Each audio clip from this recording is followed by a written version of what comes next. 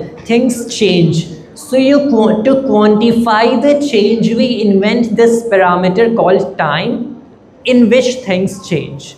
All right. So without any change, there is no meaning of time, right? Without the Earth orbiting around the Sun, or without the split of an atom or anything like that, any natural phenomena occurring.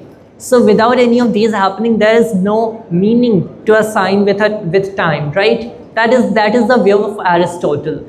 But and it's philosophy at this point basically. So it's basically a philosophy. You might want to side with that or you might not. And I personally find it a complex question, a complicated question. So the way we view relativity, so time becomes a part of space.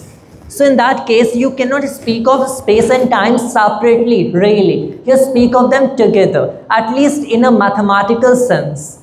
So if you accept the ontology of mathematics, what the equations are telling you, if you accept them, that these are real, that this is what reality fundamentally is, in that case you see that time is basically a part of this structure called space-time. Now it's like I'm trying to combine space and time to form space-time, and then I take out the time and describe accordingly. Not really.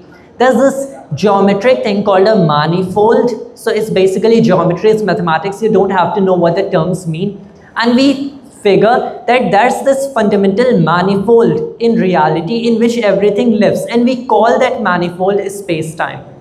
So time can be thought of a particular one part of that manifold.